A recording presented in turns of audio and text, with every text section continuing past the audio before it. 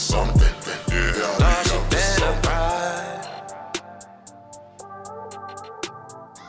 Hey y'all, it's episode 74 of the Swerve City Podcast. TZ had to be in the building. We're not even at the usual studio. You see where we at. We're actually at the arena here in St. Louis. The Chaffetz Arena. I don't know, man. I can't tell The you. Chafing Arena. Now I'm like walking and looking at the catering. I'm like, I've been here before. That's how I gauge. That's how it gets it down? Yeah. Yeah, okay. Or where the parking lot is to pull in. Yes. Yeah. But those are starting to like all blend together too. Sure. Like, you know, security gates are all the same. Some are assholes. Some But I are remember this one. I do remember this one. Yeah, because we were here like 2 months ago or something like that. It was January. 2 months ago. Yeah. He's been doing this too long. He's the expert at this thing, and we're gonna get to that very shortly. This is actually earlier in the day for the pay-per-view Dynasty. TNT champion Mr. Adam Copeland is here, but I'll be going to the main event tonight for the World Championship. By the time you see this episode, who knows? Might be the champion by then. That's the special thing about this. You get some really exclusive stuff beforehand. TZ flew all the way in from Tampa to be here tonight. Tampa. For this awesome pay-per-view Dynasty. The card is stacked. How was your journey? How was your thing? How was all this? First of all, together? life is good. We are 74 episodes in. We are 7 years in of doing this. It's been a long grind with us, but we are continuing to give you guys exclusive content. Once again, Swerve City Podcast. Go ahead, hit the subscribe, comment, share. Make sure you guys show love. We in here with a legend, man.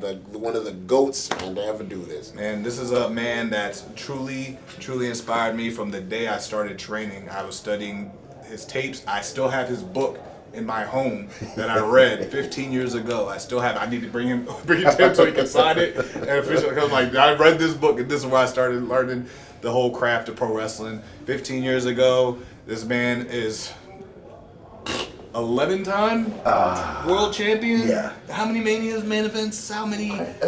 Two. Yeah, you know, some light, some small, like, you know, trailblazer. The reason why we do the style that we do today, like the reason why I'm as crazy as I am doing what I was doing in the backyard because of watching this man here. If you look back, hopefully I can find this picture and give it to you guys so you can post and edit it. There's a photo. I remember this poster you did of you falling off the building. Yeah, Like Matrix style. I literally did that same thing in a photo shoot, and I was like a little baby child with I'll show you.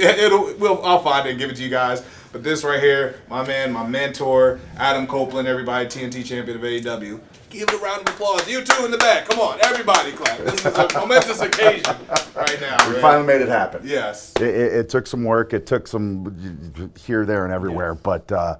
But I'm finally here. Oh God. On a big day. And the fact that I got my co-host here. Yeah. That's very rare. On a big day. Too. Big day. It was a big one. The fact you're taking time out to talk to us is amazing. The fact that you're taking time out. You know. You got a big match.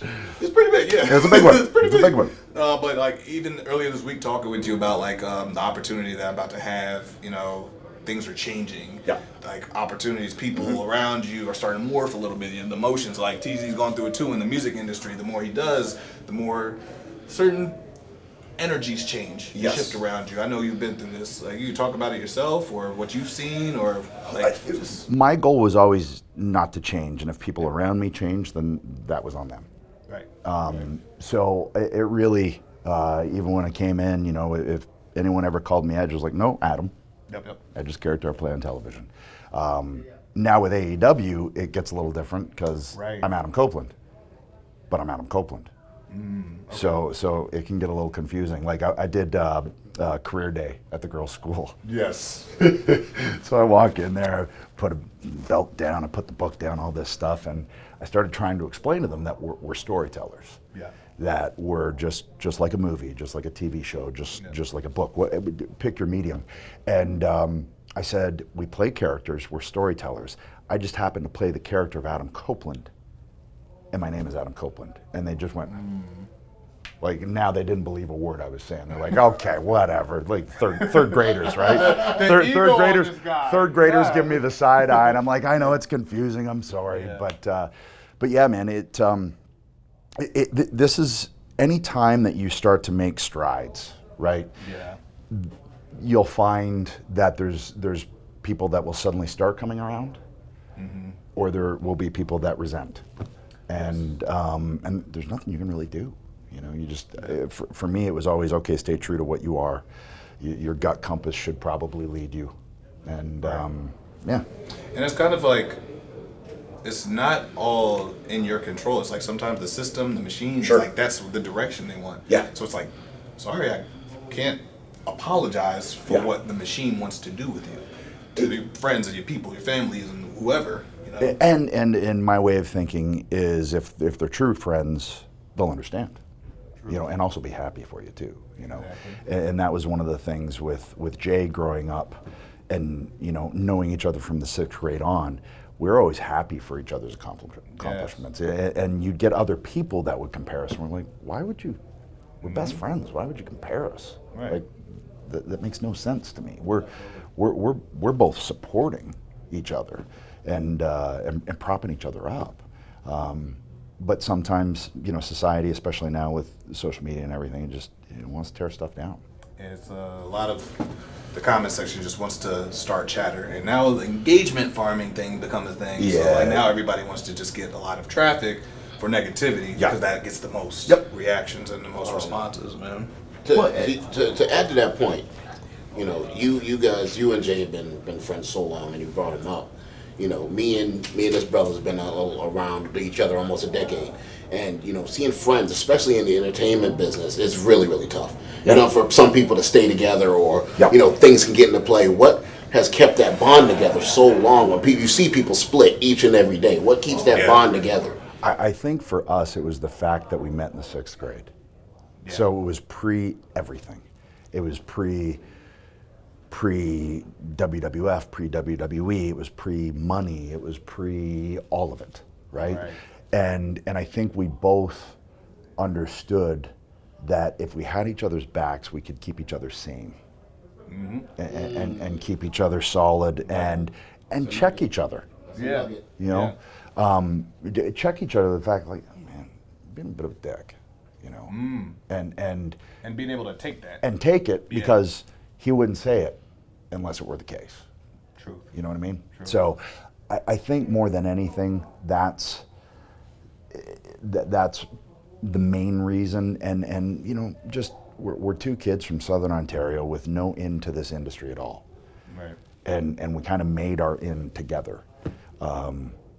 So you go through a bunch of stuff like that, and you go up and down enough roads, and you drive across enough supposedly frozen lakes, and you know, all of that stuff. Just it builds a bond that you know can never get broken. You know, and there's guys that I trained with that you know I barely see or talk to anymore that were on those same roads. Yeah. But Jay and I think it's because we were pre all of that. Absolutely. So I think that's why. You know, it's funny, like we talk about like bonds, like being together from the beginning and then breaking apart. Where I'm seeing a lot now on social media, if you're checking on it, I don't know, but I know fans of ours are watching the show, the music industry. Yeah. What we're seeing, like a lot of people are like, if you're not caught up on things, like there's diss records going out right now. Okay. And you're seeing like, you know, Kendrick Lamar, and you know, with Drake. Yeah. Okay. Two. Even I saw that. Right. Yeah. Right. Which is saying something because I'm just all about the new Pearl Jam album. So. Right. Right. Shout out to Eddie Vedder.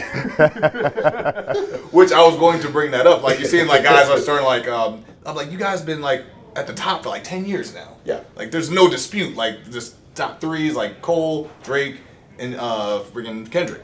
Yeah. It's no dispute. But now it's like there's sides that are starting to form, and these like people are like Rick Ross is getting involved. Then you see Kanye say something. Now you're seeing this guy come in and say something, and now you're seeing like sides being formed. Like why does that not happen in rock bands? Have you ever heard of any stories in rock bands of like guys that were just being dicks to each other, even though they're like top of the industry? I mean, yeah. Usually you'll hear like that's comes in the band. It comes down to the songwriting. Yeah. Because then you're looking at the royalties, and well, now that's a whole different ballgame, right? But that's like within the band. Have you ever seen 2 other bands? Would you say beef like, with each other? That like beef? Have you ever heard of any stories like this? Man, it's like Metallica is not messing with freaking Judas Priest. Metallica wants to fight Pantera.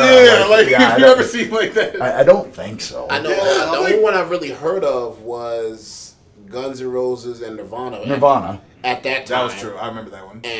But normally, like who's Motley Crue beefing with? Like if anything, their makeup company. I don't know. If anything, they're beefing. If they are beefing, they're beefing over stage time because somebody just killed it and they got to go after it. Yeah. With you guys, being wrestling, you guys trying to, put on the next match. But like you said, naturally, it's with each other instead of just you know what I mean? But it's wild to me. It's like when everybody's at the top and there's still something to beef about. That's what's wild. Yeah. Well, I don't know. I guess it's a competitive. You get creative people, and you got those creative bones, and a lot of times creative people are also very sensitive. Very true. Agreed. And that means every emotion. Yeah. So that can, whether it's with actors, whether it's musicians, whether it's wrestlers, whether pick your poison. Creative people tend to be very emotional. I think that's when I think ego drives the music and drives the art. Yeah. Like sometimes wrestlers, the ego's driving the character. Sure. The ego's driving the work effort. Like a lot of actors and performers, you've seen it. Keith over here, Keith Lucas over here, my brother, works in Hollywood and has Oscars. And I'm pretty sure he's seen ego drives certain performers to go on camera. Like they need that. Some people do need that. Yeah. And I mean, some don't. Right. Some need to come out of it. Yeah. To come down to earth. Well, and how many stories do you hear of actors really dropping into their character? Yep. Whether it's Heath Ledger, Andy Kaufman's. Andy Kaufman's of the world, or Jim Carrey playing Andy Kaufman. Yep. Inception. And I get it, like even when I did Vikings, man, there were some days where I'd get off set, I'd have dried blood, in my hands. I had this big old beard, like snot in it because I've just been out on a boat all day and I can't blow my nose because I have a nose prosthetic on. And then I go to Starbucks and they look at me like, what the fuck? And I'm like, oh no, sir, I'm not the Unabomber, honestly. Like I just want a number 3. I just give me a venti, please. It's been a long day. Oh, actually, I'm very interested in that. Like talking about Vikings, the roles you played on that, like that experience. Like, do you think like wrestling, like transitioning to that? Would you have to take some methods that you took from there and brought them into that world, or do you have to just completely leave it and start afresh and anew? It wasn't totally fresh, because I've always said, so like, if you're looking at a tree, this branch is wrestling, this branch is music, this branch is acting, this branch is writing, but it's all the same tree. And we speak about this all the time. Yeah, absolutely. I don't know how much more. They give you the codes. But for me, when I just had to learn the different elements with acting, and that was bringing it down and pulling it back. Okay. With wrestling, everything's big. Everything has to be huge. Right. Everything could be a football field worth of people away. Yeah. So everything has to be bigger, and it's a little bit theater of the absurd. So the eyes are bigger, the emotions are bigger, everything's bigger. So when I first started getting my coverage and my close-ups, I had this one director, Lee Rose, came up to me. She was, "What are you doing with your eyes?" I remember you said this. Yeah. I remember that. And I went, "I don't know. What am I doing?" She was, "I don't know. Stop doing it." And I went, "Man, okay. Well, can you show me?" Right. And she showed me, and I looked just because it's like here, right? And I'm going, I'm like, oh, yeah, I look like a maniac. Yeah, you need to be so much more subtle. I got to pull this back, right, and tell more with my eyes subtly, as opposed to big and bah. Right. So that was a learning curve. Yep. But then once I learned that, bringing that back here was kind of cool. Okay. So bringing that back to wrestling and bringing in more nuances, especially as the pandemic hit, because now I got a camera sitting right here and I'm essentially doing a monologue. Mm-hmm. So now I can play with some of those skills that I learned with on set. And I know there's no audience to start chanting or make noise. Not true. I was there. I was in there. I was that audience. But it was much more personal, I think. And I actually enjoyed that aspect of the pandemic. If you were going to try and find some positives, that to me in terms of performing, was the one that I really enjoyed. I hated wrestling in front of no one, but I really liked Performing. doing promos. I called them monologues, almost like auditions. You're almost In a sense. auditioning. It felt like you it know? looked like a self-tape. Yeah. Some of them look like that. And it was like the first pandemic show we did was in the PC, and I was the first segment live on Raw, and I was cutting a promo, and it was about 10 seconds before, and Sweaty was the camera guy in the ring. I was like, Sweaty, I gotta come down the barrel. Yep. I have to, but I made that choice 10 seconds before, because otherwise, what am I gonna do? Just stare at empty walls. I can't talk to them. Right. I gotta talk straight down there, and we're usually told not to do that, right? Yep. So that was interesting. That was, and it was actually fun to explore it, and work with what we had, which wasn't much at that point, right? So, like even with the greatest wrestling match ever, and I was like, man, what a ridiculous title. I remember talking to you before, before dude. going there to do that, and I'm like, where'd you start? Yeah. What does that even mean? Like, there's no such thing as a greatest anything, Like, you know? Where's the bar for this? And how do you? I could just imagine the jokes between you two. Oh, dude, we were Between just you like, two dudes. what? Like, not only you're calling it this, right? It's also my, like, second match back in 10 years. Yeah. And we have no fans. You know, we ended up having some of the, NXT folk there, but still, it was like, this is ridiculous. Imagine naming the song the greatest song ever. Yeah, right? It better sell. If it's tongue-in-cheek, okay. Right. If it, This was not tongue-in-cheek. you can't. No, it was tongue-in-cheek to me and Randy. Oh, but, yes. but man, it was, I just remember, so I'm driving down, because I was driving down my pickup at that point. So I'm driving, I go, okay, how do we do this? How do we do it? Just make it a love letter to wrestling. Mm-hmm. Okay, if we make it a love letter to wrestling, so that means Charles, long sleeve, bow tie, we'll have the MSG thing come down. Yeah. We'll have Howard announce us. And then... That was awesome to see that live. And that's all we could try and do, right? Is just try and show, okay, this is a love letter to this thing that we love to do. And that meant bringing in finishers from some of our rivals, and and just trying to tell the story that way. And then I had the great idea to do some GoPro pickup shots, right? So having to react to those was oh great. my God. Oh Yeah. the camera just going. So, and it all started with, I was like, ooh, if I took an RKO with a GoPro on my head, and you showed that in a replay, Yeah. people are gonna, okay, that's what it feels like taking RKO, because that move is violent. It is. It's people really, don't really give violent. enough credit Yeah. for how vicious it can be. It's violent. And so we did the match. I think we ended up going 48 minutes. I get to the back, and I'm like, you guys went 48 minutes? It's like, really? That kind of flew. Okay. And so then we said, okay, I guess the pickup shots, I mean, I feel pretty good about that, but we can just have him in to put him in as replays, I'm thinking. Right? So we get in, we start doing them. There was about an hour 20 in between, so we both cooled down. And we're getting ready to do the RKO, right?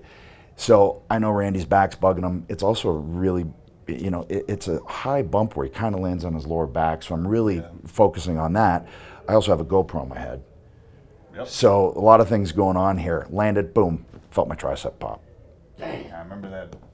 And I went, oh, okay, because while I was retired, I had my wrist fused too. So my wrist doesn't bend. And what? Oh, I see the incision. it just doesn't Show bend. the camera that. So It's crazy. Yeah. So it won't go that way. It'll go that way though. But when you go to bump, You have to flatten. and you can't. Oh. And that's okay. when my tricep realized Oh my God. there's no bend there. So pow. The body's telling something to the wrist. Yes. Right back to it. Don't take RKOs. So we finished the pickup shots, right? We had like 4 more. And then I got home, had the surgery. I'm sitting there on the couch, and they sent me the match, but just the match without the pickup shots. I was like, I love it. Let's just leave straight match with what we did. Yeah. But somebody else loved the pickup shots. Mm-hmm. And I'm like, no, I really, like, it takes me out of it. Because then they sent it to me with the man, and I was like, no, it totally takes me out of it. Yeah. Like, we went 48 straight through, just leave it. Yeah. And Straight. And then, they throw in those pickup shots, and then people start saying, "Oh, we cut multiple versions." We didn't. We did it. You were there. Mm-hmm. We did it once, and then went in and did 4 pickup shots where I tore my tricep.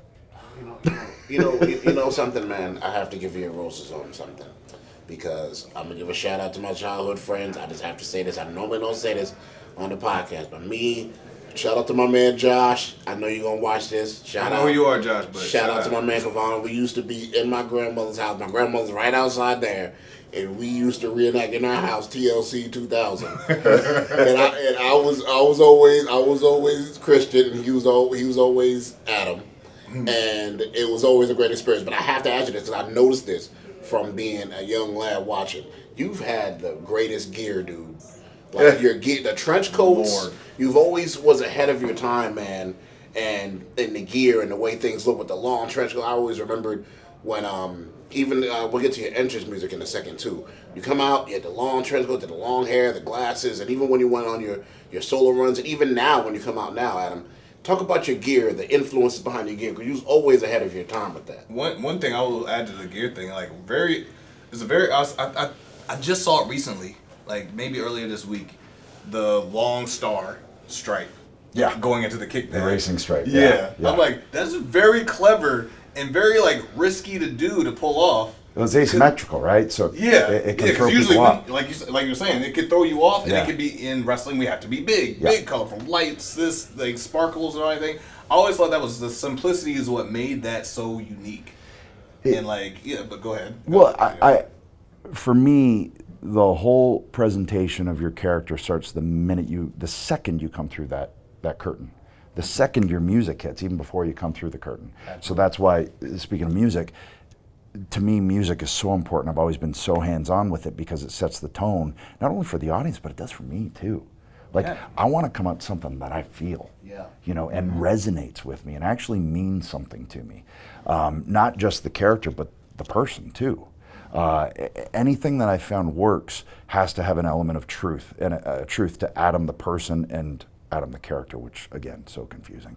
But that's when things work best for me. When I can tap into some truth, and usually the fiction should then follow the truth and make it feel a little more real.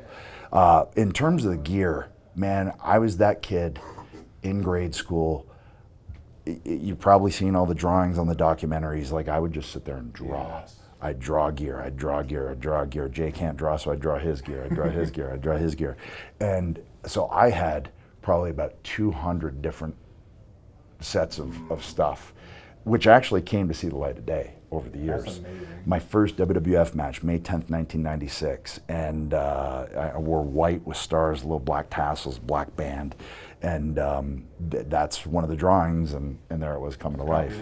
So now, over the years, what I've tried to do is basically make it feel post-apocalyptic, almost Mad Max. I can see that. Yeah, I see that. The coats for sure. Yeah. But then throw some rock and roll in there, and now I wanted to transition a little bit like little grindhouse feel. Yep. So there's always a method or to the idea. And I really I enjoy it so much. I love it. I love designing stuff. You design it. I draw it all out, and I'll send it to my lady, does my coats, and then she puts her magic on it, and then my tights guy was like, okay, here's the color combo, it's this design, and I'll hand draw it out. That's so dope. And has your drawing improved? I was always pretty good at drawing.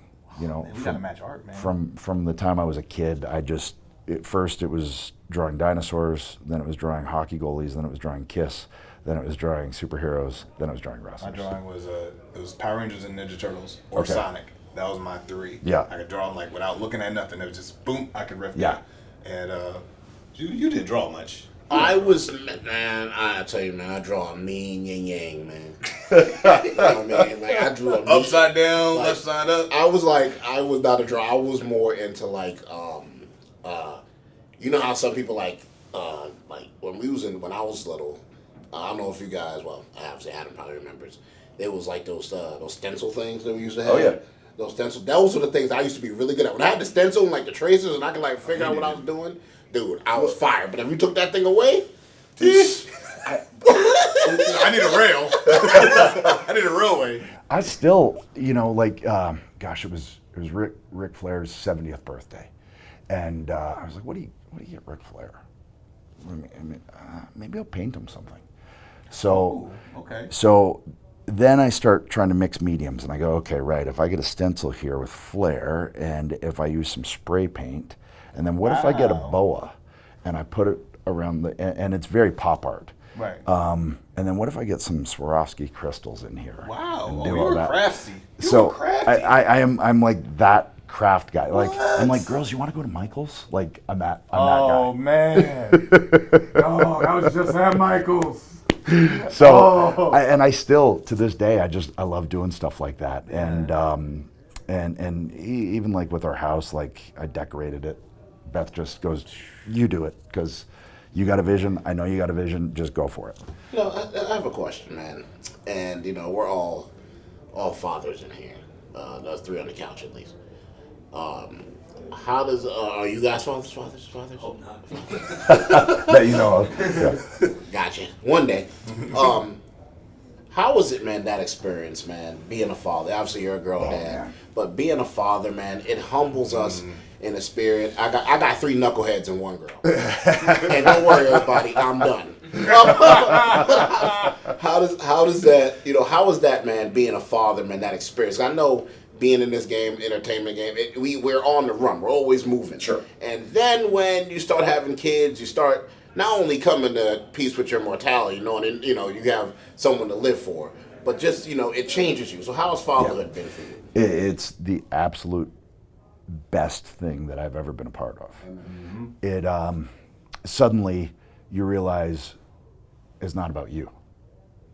And up until that point, especially if you're in these types of industries, it kind of has to be about you, right? So what I was thankful for is that I was retired when we had the girls.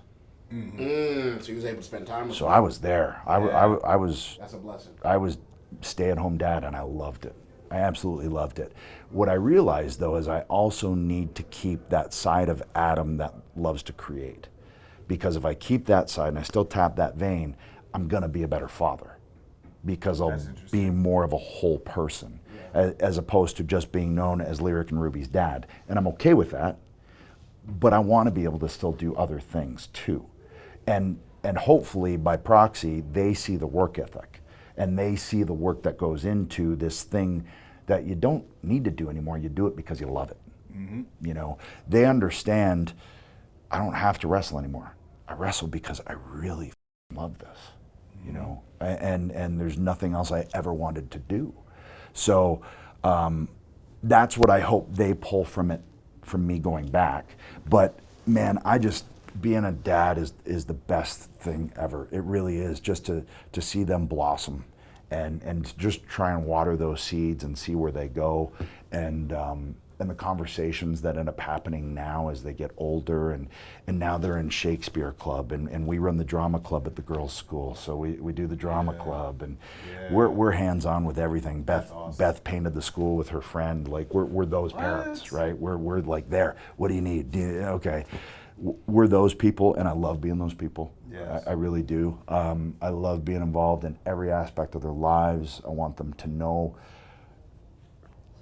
every second going forward that they can always come to me, and they have to know that I am a sounding board for them, that may not always agree, but I'll always listen. One of the coolest things as a father was like they got the age that they're getting curious. Yeah. So you just let them go and then let them watch. And let's see what they discover Yeah. and just follow them around. Especially when they got to shopping and the mall and stuff. For me, You're ahead of me too. Oh yeah. So which is crazy because I know. Yeah, it's crazy because the mothers, they be like, when I come into town, I'm like, all right, I'm taking them shopping. They don't tell me nothing. They're like, Dad's got shopping. Good. Yeah. I'm a good shopper for the girls. Well, I'm really good at it. And there's certain things that we as dads bring to the table that moms don't, and vice versa. For sure. It's a different energy. It's just different, right? And you do feel the fallout, because I'm the cuddle. I'm the big, hairy, cuddly guy, right? Or I'm whatever different things I bring to the table. So Ruby and I will sit and watch sunsets together. That's our thing. That's nice. They also love sitting and watching hockey with me. I think just purely because they know I love hockey so much. It's not because they really care, but so it's. I love it so much. I realized that I was put here to be a girl dad.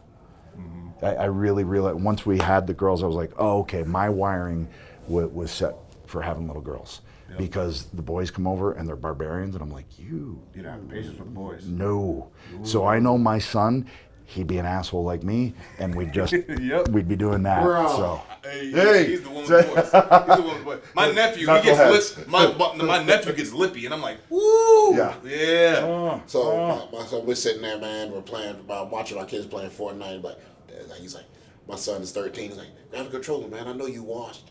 I know you're done. I know you can't play no more. I'm like, oh, where? Yeah.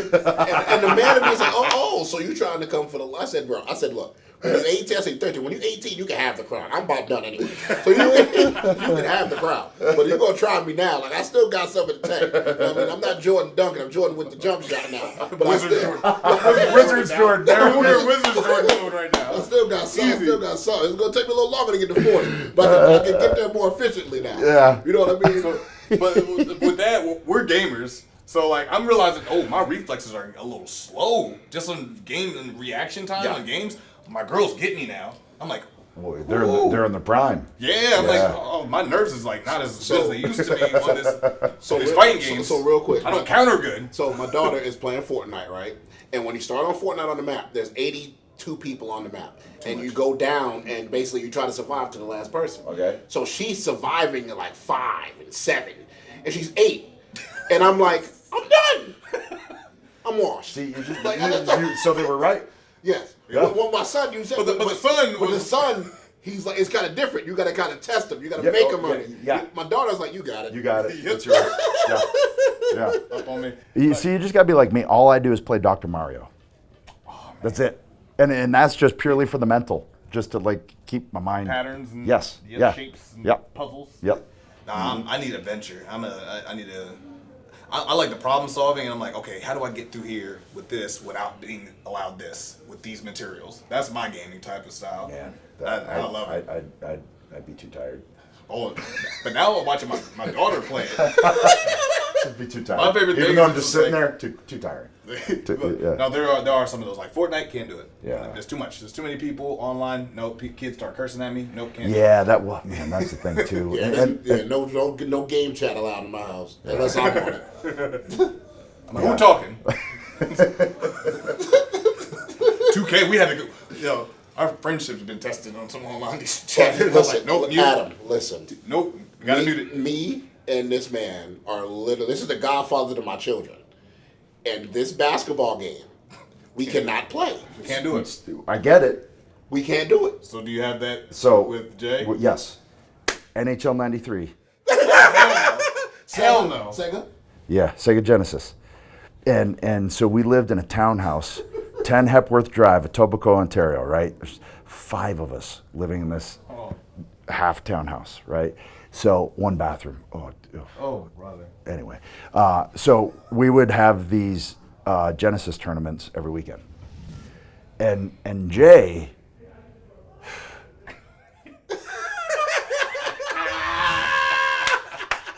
Jay's Ian. Jay's Ian. I already see it. I already see it. The worst winner in the world. Also the worst loser in the world. Yeah. Right? So he's that guy. But he would take the Ottawa Senators, who were rotten. But he figured out, like he cracked the code. Yep. And he figured out how to win with them, which made it even more annoying. Yeah. Right? And then he'd gloat. And he'd just do his thing, right? Yep. So this one time he did something, and we actually got into a physical fight over a mini pool billiards table that was in the living room, and we're fighting over top of it. And our buddies are trying to break us up, and we're like, "What? We're fighting over a video game here." Yeah, but people don't understand. It got real. However, we then played on Up, Up, Down, Down. Yeah, same game. The Woods, same game. Oh, and for everyone to see. So when it counted, I'm like, pressure's on, red dots on. He folded. under pressure, Cooked. cooked. That's how it be. So we have a buddy, Ian. Every Madden, this is Madden 24. We've been playing, us three, been playing this game since like Madden 16, 17, 18, around that time period. And I used to wash Ian, get him out. But then the more we started playing, the more he started figuring out the little glitches in the game that your players just can't do. Like, there's like an invisible force field that just makes your players just do some weird certain shit. moves, certain wrap around the net. Yeah. You know what I'm talking about. Yeah. And he cheeses it. And you know it's coming, and he still cheeses it. Yeah. And he had the nerve. You heard this. Yep. You heard this on the game chat, and I took it personal. I took it so personal. He said, "You just mad because I passed you." Bitch. Yo, Adam, this man is one of the most level-headed people I know. I'm learning from him to be more level-headed. This man got mad. And I'm like, if Swerve's getting mad, he said some shit. I said, who knows, like, yo, they were bickering. And now imagine women reacting this way. Never happened. Never happened. That's a whole nother podcast. It'd be on social media. Now reacting about other things, for sure. But video games, It was Beth that said you and her had talked when she was down doing commentary. Because I had no idea that you dug my stuff. Oh yeah. And I was so far removed from the indie scene at that point because I was also retired at that point, and really when I retired, it was almost like a divorce or a death in a way where for me I had to get away from it. Because it's very painful to be close to it and not be able to do it. So that's why, like, when I'd get asked to be an agent or a producer or anything like that, I'd be like, I can't. It's a painful. I can't do it, because I want to be in there doing it. Yep. But she told me that, and like even you did an interview with Mackenzie about the gear on the side. I never realized that that face on the side was from my gear, and doing that years before. It just didn't dawn on me. Like I said, man, like a lot of the pieces are just like something that I pulled from like music. Once again, you said music. Pull from that. A film, and we're big film buffs. We go back and forth about that stuff all the time. And I'm like, okay, how do I make this like me? And it's not like, how do I make it an African American Black cultural thing? No, it's just like, how do I just make it me? And it's like that's I feel like a lot of my look has become more organic, and we kind of fused together, and it's becoming my own thing. But a lot of it is inspiration from like things I grew up watching. It's like sometimes it pays to just be on front of the TV as a kid all the time, because like that's kind of like got my creative juices just flowing. That it hits your subconscious. You'd be surprised. Like, I don't know why I think like that. It's just because I just grew up like watching it, and it's just like it becomes a part of you. I still remember the first clip I saw of wrestling ever, and I didn't understand what it was. It was Roddy Piper, it was Rick Martel from Portland, Oregon, and it was the promo where they smashed a beer bottle over the head. And I just went, I don't know what is happening, but I can't take my eyes off it. And I couldn't even grasp what it was, but it was like, they're crazy, but I can't take my eyes off them. I didn't know these terms when I was this young, but like they're charismatic, they're pulling me in.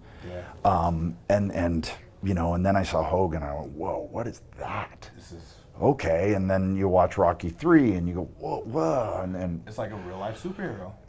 And I could go down to Maple Leaf Gardens, and you can see this, and maybe I can slap hands with one of them. Yeah. And I can't do that with the Incredible Hulk. No. I can't, go find Thor and his hammer. That's not happening. Okay, well then, but I can go down, and because they're actual people. That to me was kind of mind blowing. And that was it. I was hooked. Is there anybody that you think like influenced like who you are now? It's strange because the influences have changed. For sure. Over time. Now there'll always be the Brett's always going to be an influence, and Sean will always be an influence, and Hogan was the reason that I fell in love with it initially, but Piper's an influence, and who's a really big influence now is Nick Bockwinkel.